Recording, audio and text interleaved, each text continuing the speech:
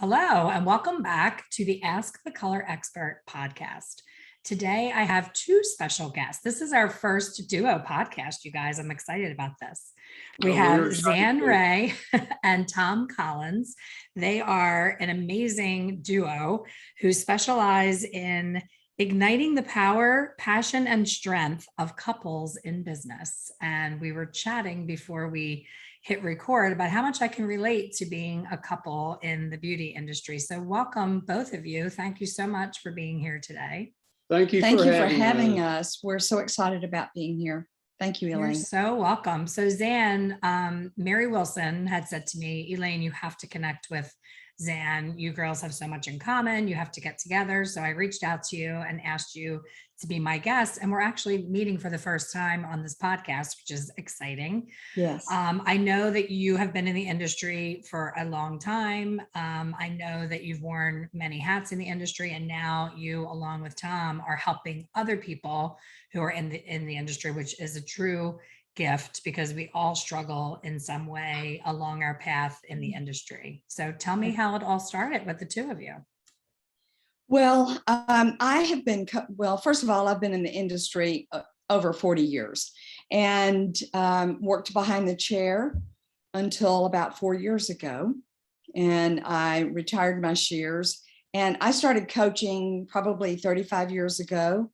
And now that is my complete passion, my everything that I do. And Tom and I've been together, working together for about the last 15 years. And he brings so much value to our coaching in that he's a hashtag numbers guy.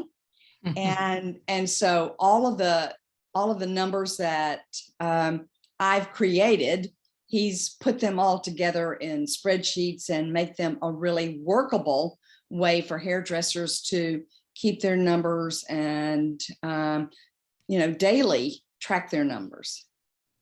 All right.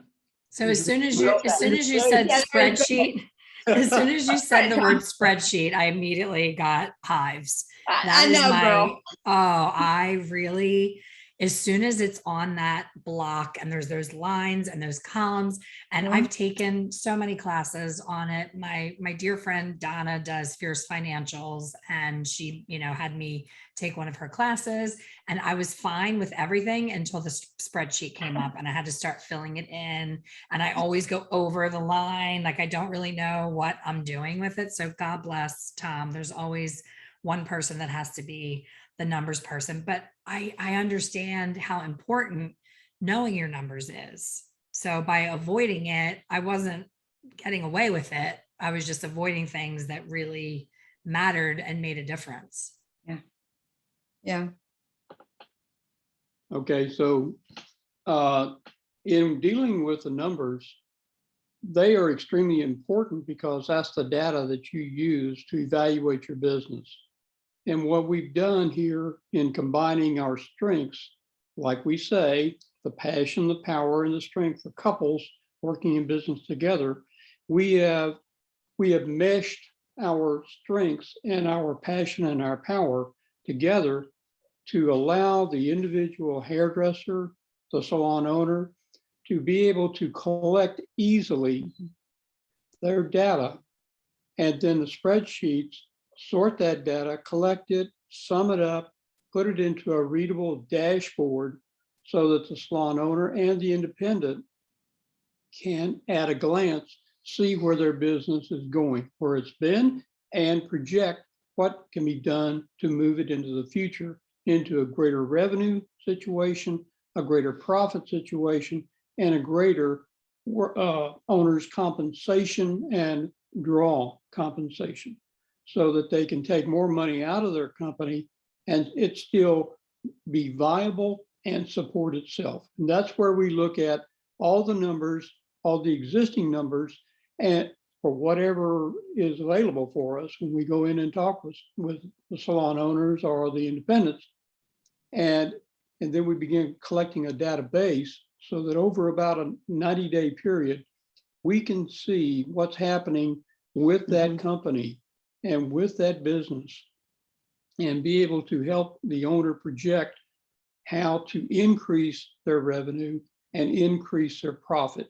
And one of the big things that we do is we counsel on going up on their prices, because the internal value of a person is directly related to how much they charge. So we build their worth, their internal strength, to be able to take that next step and increase their revenue, increase their profits, and increase their self-esteem. I love that so much, because I believe that the industry is so stuck on pricing, and there's so much, it's too far of a span between, the people that are struggling to have, their bills met, that $25,000 a year hairdresser who's barely staying afloat and can't even feed their family. And then there's people charging $1,500, $2,000, like exorbitant fees for color, corrective color services.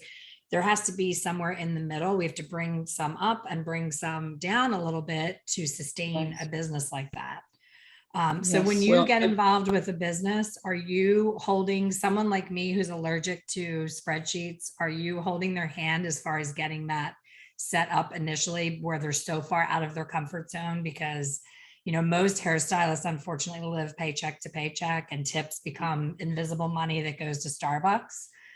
So what's the initial setup when you guys come in to save the day? Well, let me answer this really quick, because I was like what you were talking about. When I saw a spreadsheet and Tom introduced me to it, I was like, oh my God. And I had owned 4 hair salons, right? But the spreadsheets were just over my head. But little by little, he introduced me in such a way, and Tom is a great teacher. He's a master teacher, in a way that I could understand it, and I could stay within the lines, and I could even make notes. And so I always say to our clients, listen, if I can do it, I know you can, because I'm just like you. I'm a hairdresser and I'm creative, and I can make the money.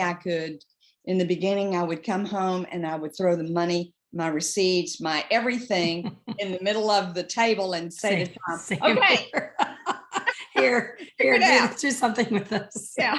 How much should I do today? Right.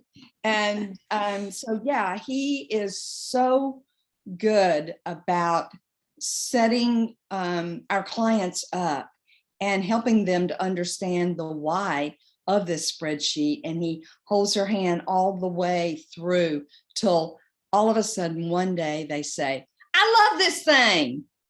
And so then we know we have really got them immersed. Amazing. And what happens too with the pricing is people have a set number in their mind of what they would pay for a hair service. And it becomes, I'm not enough. I'm not worthy of this price increase. They tend to stay in what they would think as a consumer is a fair price for their work. They're not taking into consideration years of experience, how much education they go to. And on the flip side, there's some that aren't going to education and they're not bettering themselves. So there should be a disparity in pricing, but it shouldn't be so extreme where people are sitting in a price for 15 plus years, afraid to, increase their pricing. So I see it. I'm so much more aware of it now after 35 years being in the industry and coaching people up with me. Whenever a stylist would be warranting, a raise or a change in schedule or any type of reward, it was almost like you were punishing them when you raised their price, because they didn't want to deal with, and I'm doing air quotes, I know this is a podcast, but they didn't want to deal with the backlash of clients. But if you spin it in a way that you say to your client, I just got an upgrade in my title. I'm doing such a great job, and I've gone to so many educational events that they're elevating my prices to reward me, and I'm getting a raise. No client is going to be upset about that. They're going to congratulate you and be proud that you're their stylist. But I think so many people have a hard time seeing that. So Tom, what comes first? The aha of the money of, oh crap, I'm not charging enough? or the organization of getting the numbers together to even know that they're not charging enough? Okay, the first step is to see if they are really familiar with even using spreadsheets. So what in most instances I do is I send them the spreadsheets and we work on Google Sheets so that I see what they're doing and they see what I'm doing. So it's a hands-on instruction, and then working with them week after week until they get comfortable enough that they can view this as a tool that's in their tool belt, as opposed to something they just have to do. They get to the point where they see the value of it. And one of those things that we start with the grassroots is we have a daily, weekly revenue tracker. And we have 7 days, and then it's a summary section at the end of those 7 days. And it tracks their revenue, their ongoing revenue based against what they want to do for the week, and shows them, well, let's see, I've got some holes here on Wednesday. So I'm going to call some people that are on my wait list, and I'm going to fill that in because I'm still short $200 off of my goal for the week. So then that is a win-win for them because they see the They're concrete aware, yeah. validation that they actually can control their destiny on their business. So the second part of that is once they get familiar with that, then we move on to the salon cash flow spreadsheet. And what that one does is it keeps a running track on their ongoing profit for the month for their business. Okay, and this is more so geared to a salon owner or an independent as opposed to a person that is on commission. We have another aspect of it where we have a companion spreadsheet that we help them track their personal expenses as well. So we're teaching them from ground zero all the way up until they can feel comfortable enough with forecasting what they want to do in the future and knowing what they must do in order to get there. So I hold their hand, and the big thing is being able to show them while they're on the spreadsheet with me so that they get a hands-on application and then it becomes theirs. And then we have the accountability because every week we say, what is your daily, weekly revenue tracker say for this week? What did it say last week? Okay. So, we hold them accountable, and they may not like that, but that's our job, is to make them successful. It's sometimes a little painful, because they know they need to do it. They know they must do it. And yet it's that fear factor that shows up, and we work through whatever limiting belief that is. We identify it and we see if it's true. And if it isn't true, then we blast it out of there and replace it with empowering beliefs, because that's so empowering when you realize that this big issue over here, this belief has been standing in your way of you taking the next step to the next level of your career. And then, and to raise your prices. And she mentioned that because she led exactly into what I was going to say. So let's talk about raising their prices. So what we do with our clients on the very first couple of sessions that we have with them, we get their prices or existing prices because we know they all need to go up. We know that already. We've got enough experience to know that. Even if they've just raised their prices, we find that they're only doing it by $1 or $2. Mm-hmm. We know that that's not even enough. So what we do is I go ahead and do a spreadsheet again. I put all their existing services, all their existing prices, and then we go in and we increase their prices really 25% and then rake it back on down to where they get a comfort level, because we can lead them to the trough, but they have to drink. So we tell them, this is how much more you can make. So getting it down on paper, getting those numbers down is an eye opener. an aha moment for them. Oh my God, I could make this more money.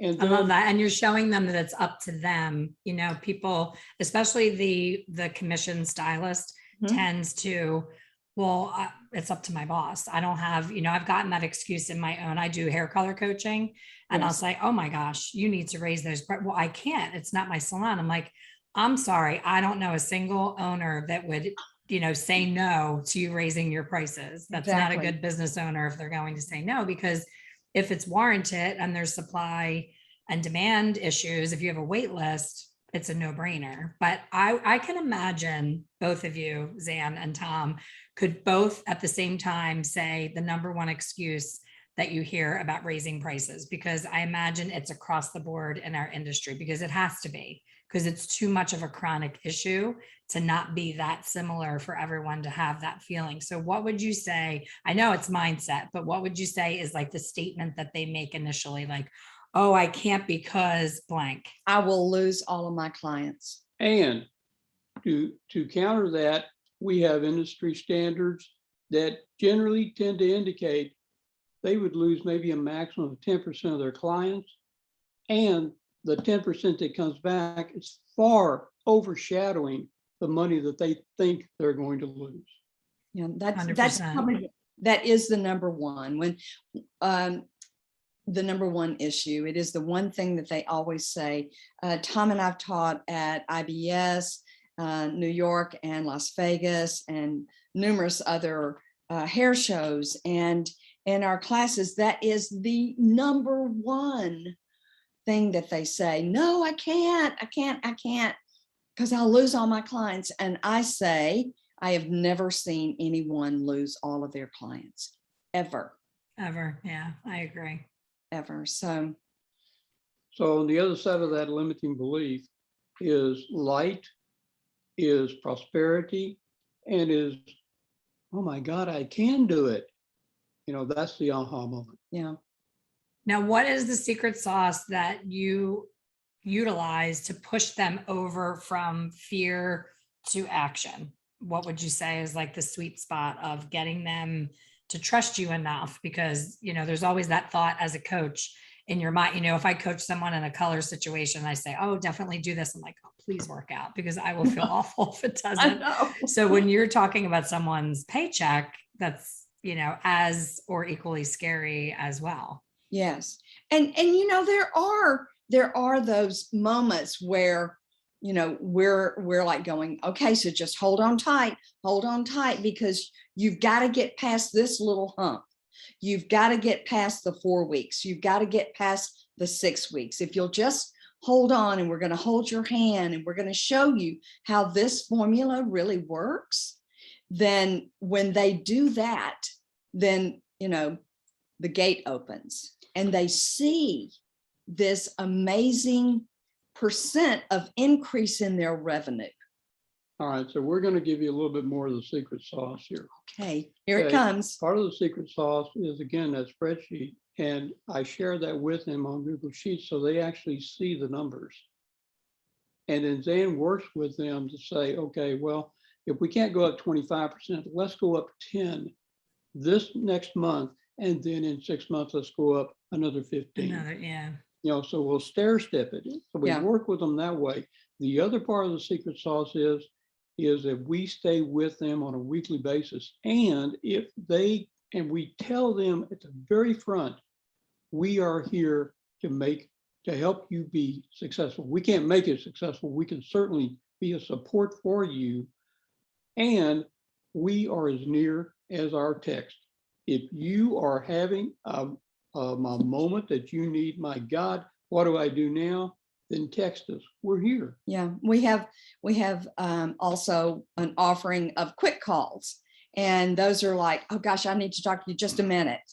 And we're readily available for those, which makes it really easy, because, some coaches you can't get in touch with. Right. If it's not your time, you don't get to talk to them. And another feature we put into our agreement is that if you do not see progress within the first 30 days of coaching with us, and coaching with us is intense. We are not looking for people that are not committed. because No tire kickers. no, no tire kickers. None. I'm going to try this. Well, I don't know about No. that.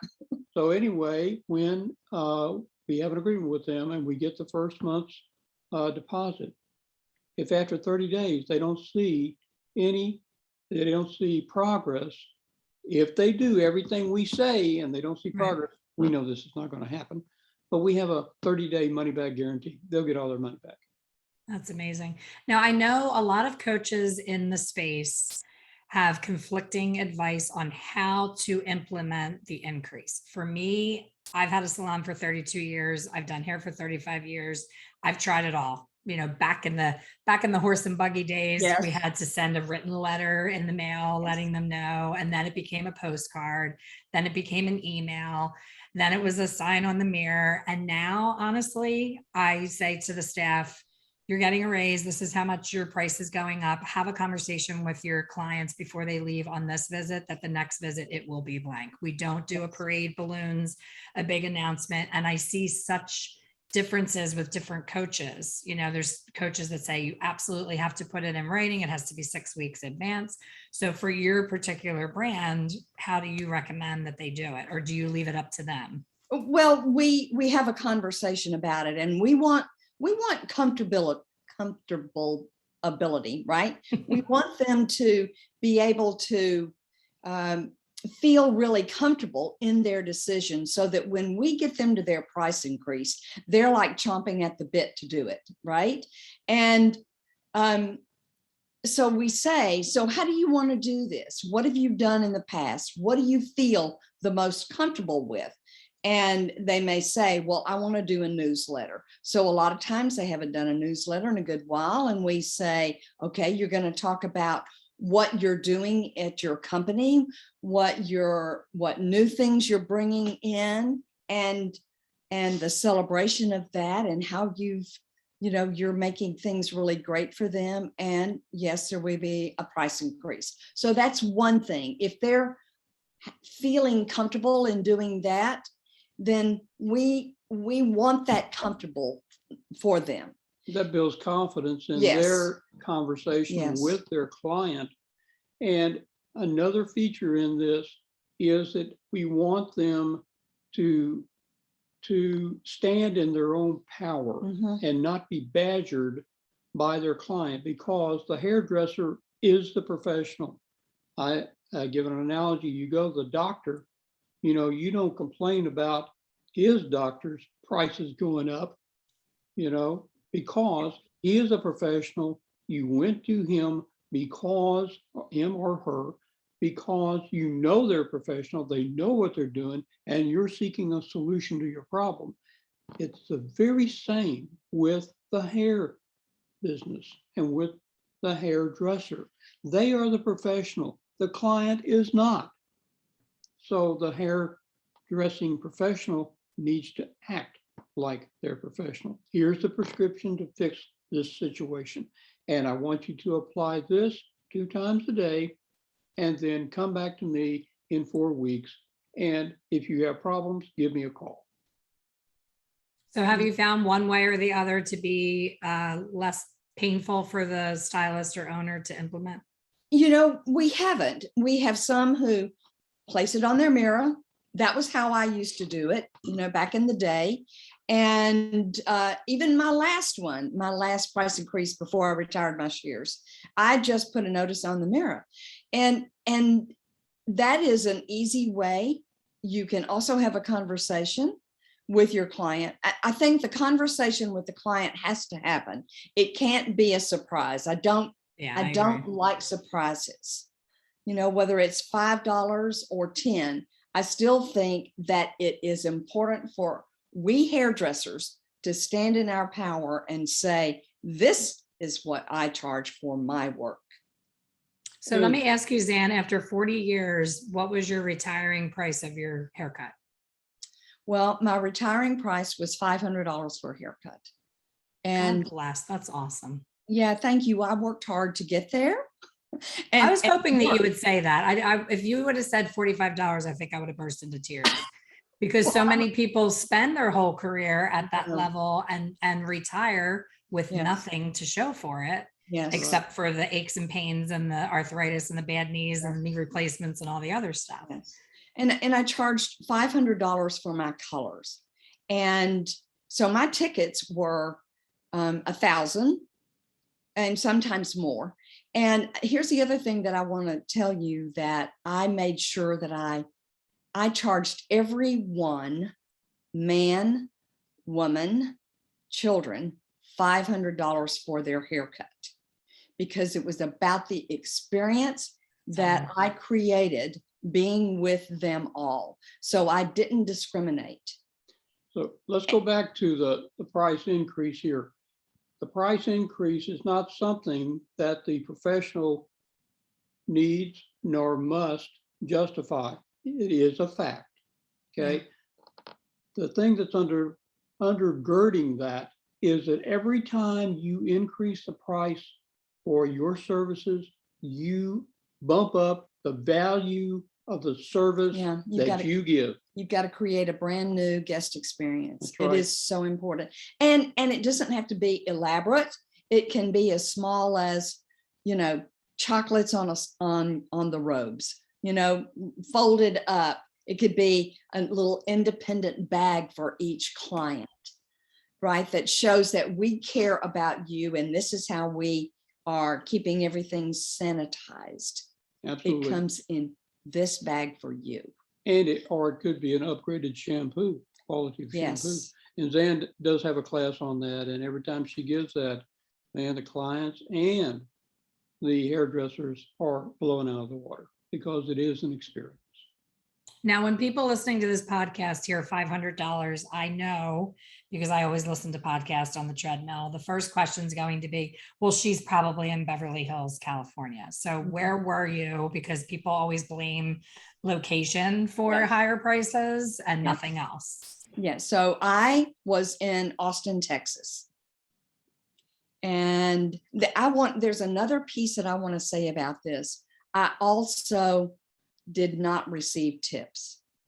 A long time ago, I became a non-gratuity salon. Zan Ray Salon was the first non-gratuity salon, probably in the state of Texas or a lot of other states, because we saw the value of charging a good price for our work, and it not to be about how much they could tip us extra. Because I have the feeling that if you're going to tip me $50, then you know that my work is worth $50 more. I agree. Right? Yeah. I've often thought about it, but I thought once you have a staff and they're used to getting those gratuities, because the biggest discovery for me was when a fellow colorist that worked next to me was out sick, and I went in on my day off to see her clients. And because I was the owner, you know how that goes, the old school, like, oh, we don't tip you, you're the owner.